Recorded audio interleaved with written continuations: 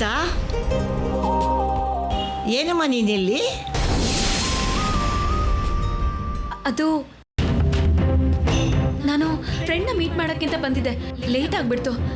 ಹುಡುಕ್ತಾ ಇದ್ದೆ ಅಮ್ಮ. ಅಷ್ಟೇನಾ? ಪರವಾಗಿಲ್ಲ ಬಿಡು, ನೀನು ನಂಗೆ ಸಿಕ್ಕಿದ್ಯಲ್ಲ ಅಷ್ಟೇ ಸಾಕು.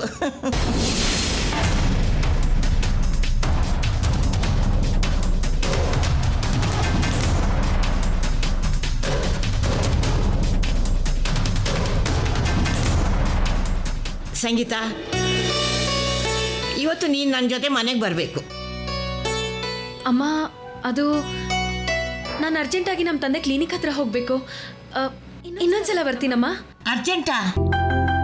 ಸರಿ ಸರಿ. ಅಂದಾಗೆ ನಿನ್ನ ತಂದೆ ಕ್ಲಿನಿಕ್ ಇರೋದು ಎಲ್ಲಿ? ನವರಂಗ್ ಹತ್ರ. ಓ, ನವರಂಗ್ ಹತ್ರನಾ?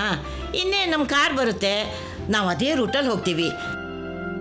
ನಿನ್ನಲ್ಲಿ ಡ್ರಾಪ್ ಮಾಡಿಬಿಟ್ಟು ನಾವು ಹೋಗ್ತೀವಿ, ಸರಿನಾ? ಬೇಡ, ನಾನು ಮತ್ತೆ ನನ್ನ ಗಾಡಿನಲ್ಲಿ ಹೋಗೋದು ಬೇಡ. ಅವ್ನು ಮತ್ತೆ ಫಾಲೋ ಮಾಡ್ಕೊಂಡು ಬಂದ್ಬಿಟ್ರೆ ಇವ್ರ ಜೊತೆಲೇ ಇವ್ರ ಕಾರಲ್ಲೇ ಹೋಗ್ತೀನಿ.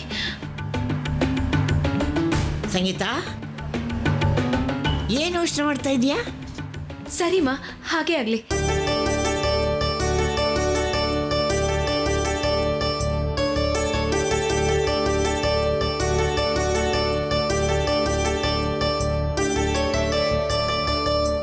ಕಾರ್ ಬಂತು, ನಡಿ ಹೋಗೋಣ. ಬಾ ಬಾ ಬಾ.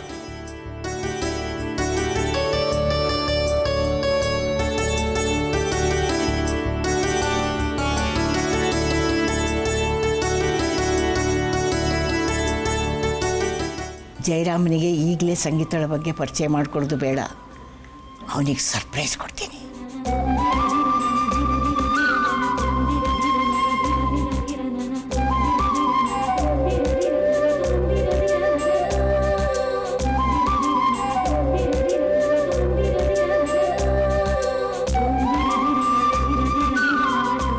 ನೋಡಪ್ಪ, ಇವ್ರು ನನಗೆ ಗೊತ್ತಿರೋರು.